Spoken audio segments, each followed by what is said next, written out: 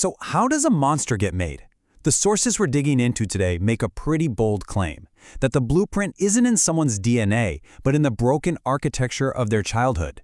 We're about to explore the origins of some of the most infamous names in history. They were not born monsters. Let that sink in for a second. This one sentence is the whole foundation for everything we're about to talk about. It really forces you to look past the crazy headlines and see the disturbing patterns that started way before any crime was ever committed. All right, here's our roadmap. We're going to start with the blueprint itself. Then we'll dive into the impact of a mother's rejection and the deep-seated fear of being alone. After that, we'll look at the damage from a father you can never please, see what a childhood with zero safety looks like, and then we'll wrap it all up with a really critical warning. Okay, let's get right into the core idea. The source material we're looking at argues that these people, they weren't just destined to be evil. They were products of environments that were deeply, fundamentally broken. So this is the big question, right? If they weren't born this way, how in the world did they end up like this? The answers aren't easy, but the patterns, well, they're surprisingly and disturbingly consistent. To really understand this blueprint, we have to start with one of the most powerful and, honestly, destructive forces there is: parental rejection. And that brings us to our first case, Edmund Kemper. Can you just imagine hearing that over and over from your own mother? According to the source, these weren't just mean words. They literally became the fabric of his identity. That was the voice that started playing inside his own head. And when you look at this timeline, you see this chilling pattern emerge. I mean, look at the direct link between his trauma and the violence. The nonstop criticism from his grandparents leads to his first murders when he's just 15 years old. Then after he's released, what happens? The pattern just repeats itself. He goes back to his mother, the abuse starts right back up, and his rage explodes into a killing spree. And who does he target? The very type of young women his mother always used to put him down with.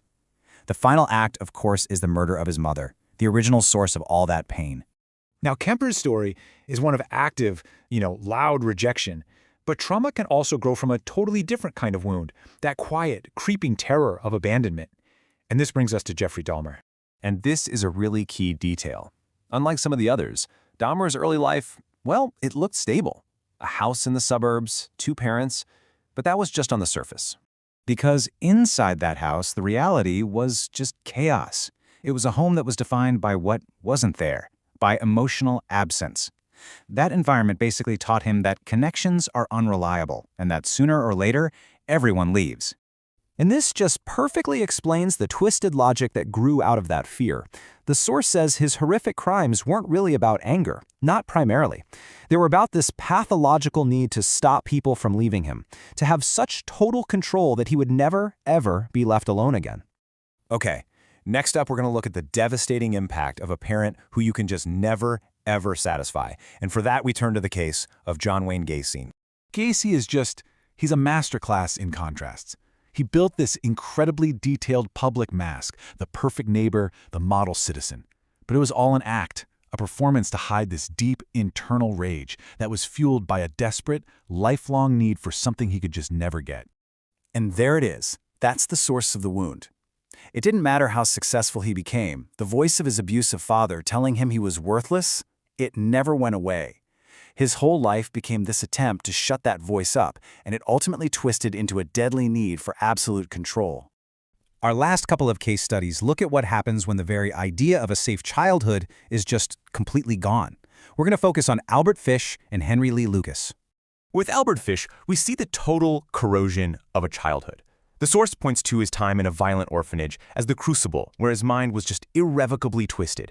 In that place, his brain forged this horrifying connection, associating pain not with danger, but with any emotional response at all.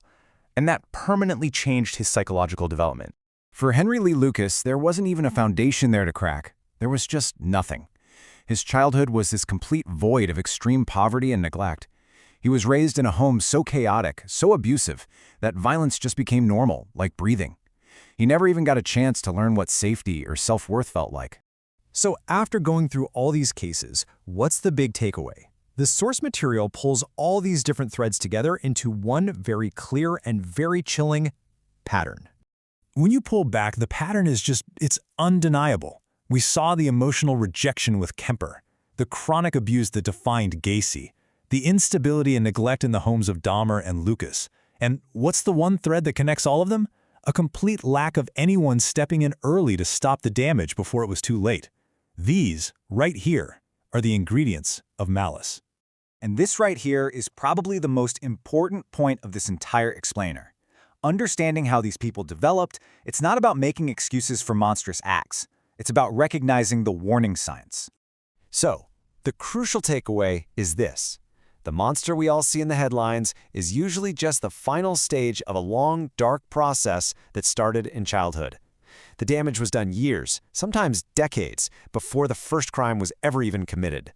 And that leaves us with this final, really haunting question. If the patterns are this clear when we look back at the past, what warnings are we ignoring right now? How many of these broken childhoods are unfolding as we speak, shaping the headlines of tomorrow?